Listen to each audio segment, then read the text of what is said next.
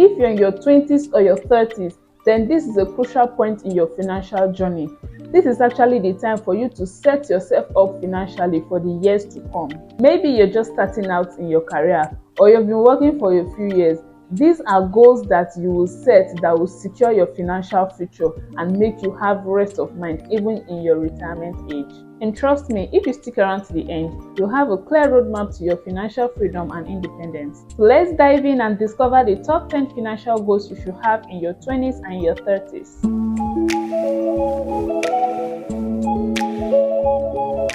The first step to financial stability is to have what we call the emergency fund. Now, this can be in form of a separate savings account. Now, the purpose of this account is to save money for unexpected things that can happen in your life. Unexpected things happen, things we do not plan for. So you want to save money for things that you did not plan for emergencies that you did not plan for. That is why it is called the emergency fund. Imagine losing your job or having to fix your car or some medical bills or falling ill. If you do not have an emergency fund, then you will go into debt, and by going into debt, you are shooting yourself in life. And debt is one of the things that I'm going to talk about later in this video. To be financially stable, it is important that you have an emergency fund. Now, this could be money that will cover your living expenses for 3 to 6 months, depending on what you choose. But within 3 to 6 months, that's what you should have in your emergency fund. What this means is that you have money to pay for your rent, your food, your utilities, whatsoever, should any unexpected happen. And one thing we should note is that by having an emergency fund, you won't have to worry if any unexpected thing comes up, because you know that you have money to cover up for it. It's just like you're safeguarding your future, your financial stability in a nest, and you know that it is well covered. Moving on, we're going to be talking about debt. And debt can be a big problem in your finances, and this can stop you from actually reaching your financial goals. So you're in your 20s, you're in your 30s, you should try as much as possible to avoid debt. Now, even if you're in debt in your 20s and 30s, you should try to clear off those debts. Pay off your high debt, those debts that come with high interest. You should try as much as possible to pay off these high interest debts as soon as possible. Now, we know that these days there are so many online apps, there are so many ways that you can get into debt. You have to stay disciplined not to go into debt. You have to stay disciplined not to click, because with just one click, you're already in debt. And this debt, they come with so much high interest. Imagine that you're going for just a small amount of money, but the interest you're paying is over 50%. This can sink you deeper into financial crisis. So you need to try as much as possible to avoid debt with everything that you hold dearly. And if you're already in debt in your 20s or in your 30s, you should try to create a strategy to clear off this debt, be it a long-term or a short-term debt, because the more you leave it there, the more the interest keeps accumulating. And one thing is that those debts, you must surely pay it no matter how long you leave it. So why not create a plan to actually clear it within a short time and have peace of mind, because peace of mind is key. So if you're in debt today, try to create a strategy to clear off these debts. And if you're not in debt, then try to stay disciplined not to enter into debt by having an emergency fund, that if anything unexpected comes or anything unexpected happens, rather than going to debt, you can just use your emergency funds to clear it and you'll be fine financially. Now, the third financial goal you should have in your 20s and your 30s is saving for retirement. I know a lot of young people think, oh, my retirement is still far, I'm going to be retiring in the age of 60, in the age of 65. But one thing you should know, that saving for retirement early gives you peace of mind towards your retirement. Now, saving for retirement, what this means is that putting a regular amount of money kept somewhere for a long period of time. Imagine that you're putting let's say the minimum amount, the barest minimum. Imagine you're putting a 5,000 naira every month, and this is for 12 months. That's 5 times 12 will give you 60. In a year, you already have 60,000 naira saved for retirement. Now imagine that that's 1 year, you multiply it by, let's say you're 25, for example, and then you have like 30 more years. So 60,000 naira times 30 more years, do the math, you see that that is something good. And this is just the barest minimum. I also know that some employers also contribute to your pension, but personally you should also contribute to your retirement, because we know the case with pension these days, especially in the government. But in private, it is actually safe. Now you can decide that you want to save for retirement, and there are different mediums that you can use to save for your retirement. You can also decide to go through the pension route, especially for those that are self-employed. there is a kind of pension account that you open. Those that are self-employed, you fund it for yourself, and with that, you know that when you retire in peace, you retire happy, you retire a happy person, because you know that you have started saving for your retirement from your youthful age. Now, in subsequent videos, I'm going to be talking about the kinds of retirement accounts that you can have, or the medium things you can save for retirement. And these are something that you can do for a long time, and your future self will thank you for it. Moving on, the first financial goal you should have in your 20s and your 30s is creating a budget and sticking to it. Creating a budget simply means making plans for your money. And by creating a budget, you have to keep track of your money, knowing where your money goes to and how it goes to and when it goes to those places. Budgeting will help you to track how much you spend in a month and how much cost you make in that same month, especially for the self-employed and those who have some other side gigs coming in. It also gives you a clearer picture of how your money is being spent. To create a budget, you first need to determine your income, how much you make in a month, like your salary or your other sources of income. And after this, you list out your expenses, how much you spend in a month on your rent, on your utilities, on your living expenses. Now note that it is very important to list out all the regular things that your money goes into to have a clearer picture of what you're working with. Now once you have your income and your expenses listed, then you can know if you're actually spending more than you earn or if you have enough money left after all your expenses. Now if you're spending more, then you need to find ways to cut down on your expenses, or if you're having enough money left, then you need to find ways to save or invest it wisely. In sticking to your budget, you have to follow through with your plan and try not to overspend. Now it also requires that you are disciplined and resisting the temptation to buy things that you don't really need or can't afford at a given time. You can also avoid debt by sticking to your budget and also making sure that your money is being put to good use. It is worthy to note that budgeting is a tool that can help you make smart financial decisions and at the same time reach your financial goals. It may take some time, but when you're determined and you start practicing it over time, you'll now be able to do this effectively and then be very prudent in your finances. The fifth thing you can invest in your 20s and your 30s is your education, and this is the best investment you can do for your future. It can help you secure a better job, better opportunities, and even increase your earning potential. Investing in your education means putting in the time and the effort into learning some things. Maybe you have your first degree already, but by going higher and by investing in your education, in that job, in that whatsoever you're doing, for example, let's say you're in a 9 to 5 job, but by investing in your education, you have your first degree, you're working, investing in your education, doing your masters, after that, you get to earn better. You get to get better job opportunities, because there are some opportunities that you cannot access until you have a certain level of education. So by investing in your education, it means that you also get to earn something higher. You can decide to go back to school to earn a second degree while also working, or you can decide to take online certifications as well that can help you become a master in the field which you already are. For example, you're an accountant, why don't you go and take ICANN? Because with that ICANN, you get a better chances of getting a better job. There are some other fields that you take certifications, and after that, you are on the peak of your career. Also, you're a business person. How about you learn more about your business? Because, for example, now you learned a trade, let's say 5 years ago. There are new trends in that particular trade.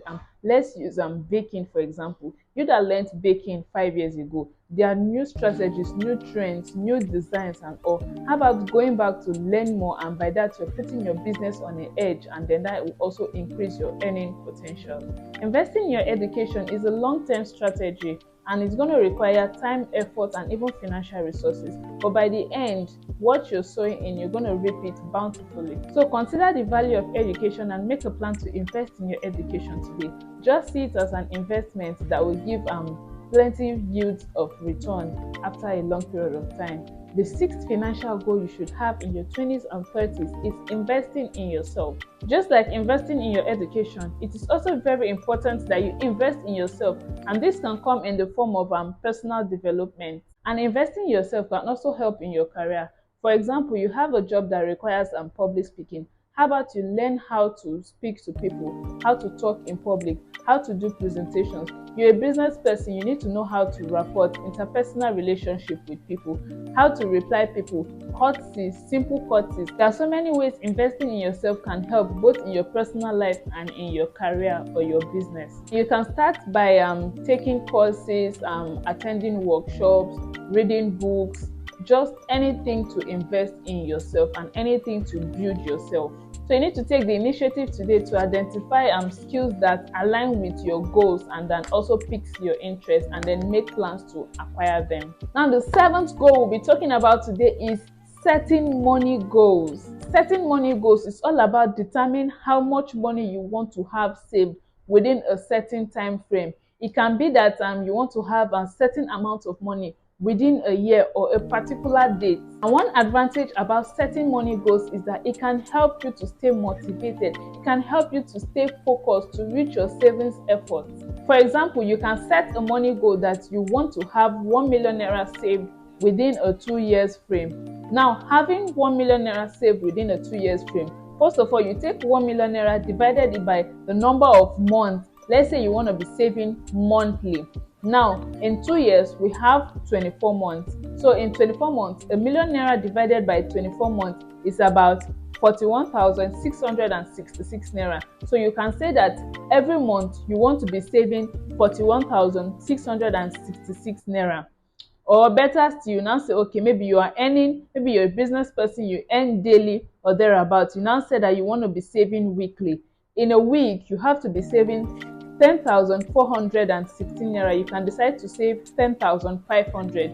Now you also want to divide it by 7 days. Let's say you want to be saving daily. You're a business person or your income comes in daily and you want to be saving daily. Now you can decide to be saving 1,500 naira daily. Now if you're consistent with this for a period of 2 years, you have achieved your money goal. And then with having this money goal, you know that you have a target that you want to meet within a certain time frame, and it will keep you focused, it will keep you determined to meet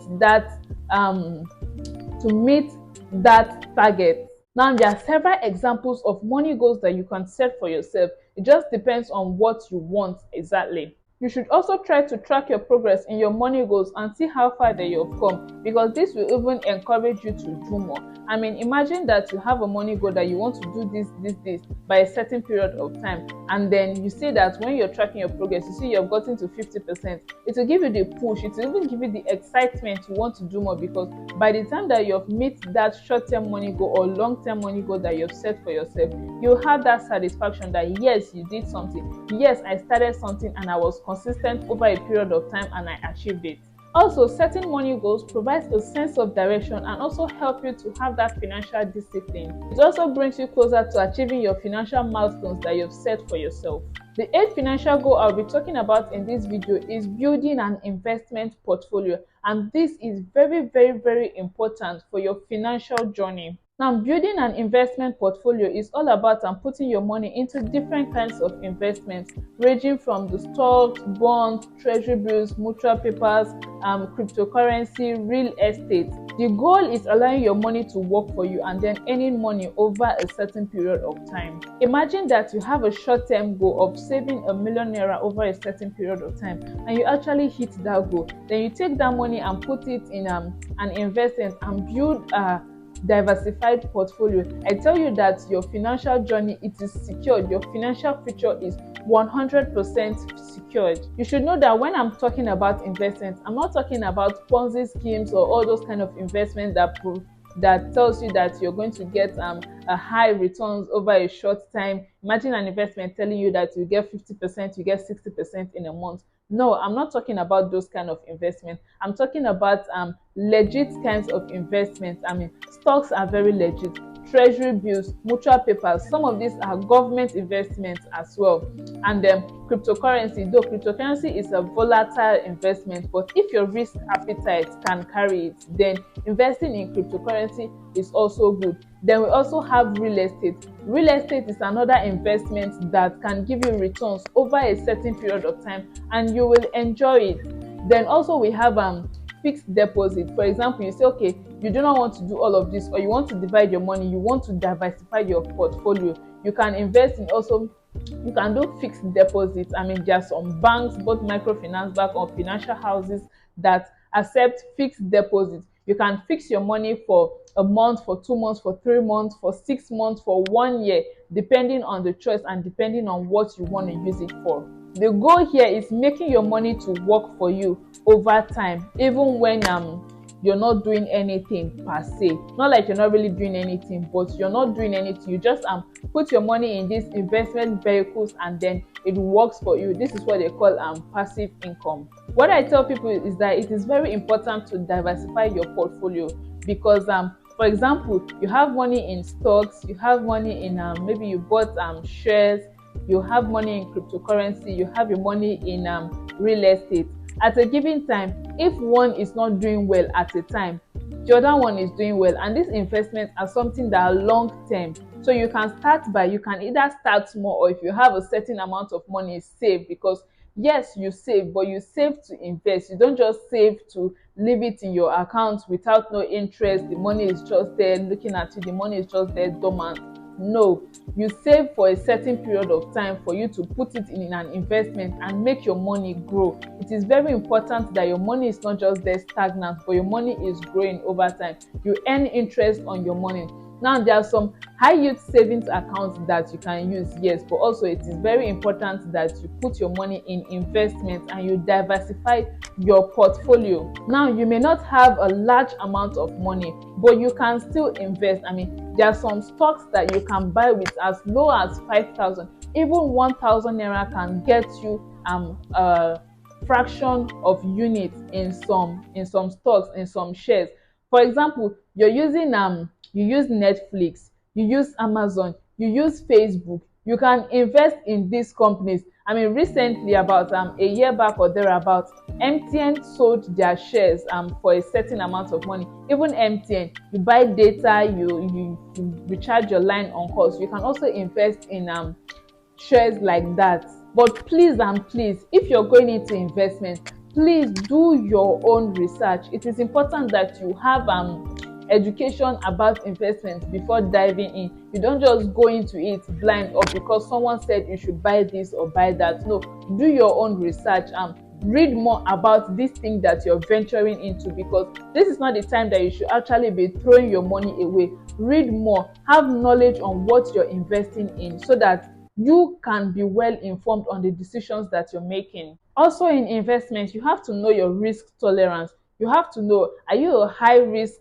investor or a low risk investor? If you're a low risk investor, then you should go for low risk investments that the volatility is not that much. But if you're a high risk investor and you know that okay, you have the appetite for this particular risk, then you can also go for a high investment. And one thing is that low risk investments, their risk is very low, but their returns are not very high, while high risk investments will give you a higher amount of returns, but at the same time the risk is also high. So know what you want first of all before diving into investments. The ninth financial goal that you should have is creating a will. I know you're looking at me like why should I have a will when I know that I'm not going to die now? God forbid, this or that.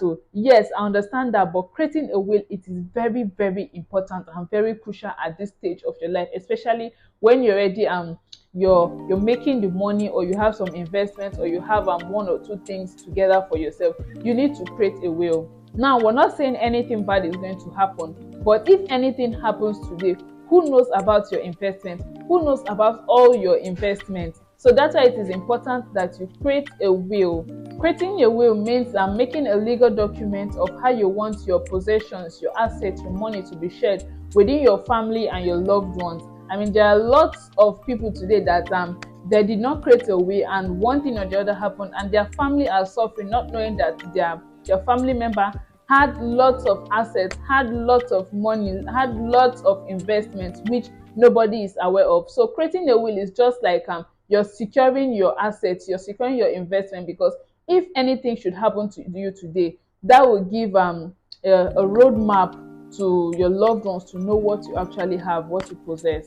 Having a will gives you control on how to share your property or your assets when you're no longer here, and it will help avoid confusion between your loved ones, because we are planning for when we're alive, but we should also plan for when we're no more. It is also important that you update your will regularly, because circumstances may change. For example, you may have more assets, or you may have children or thereabouts, and so you need to update your will regularly. Now, to create a will, you can decide to reach out to an attorney or a lawyer who specializes in this kind of thing, or you can decide to get some free resources from the internet. But it is always advisable that you reach out to a lawyer to get this thing done legally. This may not be a pleasant task to do, but it will give you the peace of mind to know that your assets will be evenly distributed to your loved ones and avoid confusion, and also your wishes will be respected. The 10th and final one I'll be talking about right now is protecting your assets with insurance. Protecting your assets with insurance is all about safeguarding your belongings and your financial well-being should any unexpected or any emergencies happen. And there are different insurances that you can look into. We have the health insurance, which covers any medical expenses like an injury, sickness, or any hospitalization. This ensures that you have access to healthcare services should any unexpected emergencies come up without having a strain on your finances. Then we have the disability insurance. This provides income for you should anything happen to you or you're disabled and cannot work. This would cover you. We also have the life insurance, which pays a sum of money to your specified loved ones should anything happen to you. By doing this, you're protecting your loved ones financially. We have the house insurance, which covers damages for your home and its content should anything like a fire, earthquake, flood, or theft or vandalism happens. It covers the damages. Then there's the travel insurance, which covers expenses related to travel. Maybe your trip is cancelled, or there's a medical emergency, or you lost your baggage or whatsoever. This travel insurance covers those damages. And you can also secure your business with business insurance. There's also the auto insurance, the pet insurance, there's cyber insurance.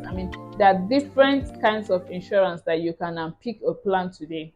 Having this insurance in place is important because they provide a safety net for you and your family and your loved ones. When choosing an insurance policy, you need to assess your needs, also consider your financial situation, and also check the insurance providers, the one that is very reliable. And that concludes our discussions on the 10 financial goals you should have in your 20s and your 30s. And you should also note that you need determination, you need consistency, and you need to be focused for you to achieve these goals.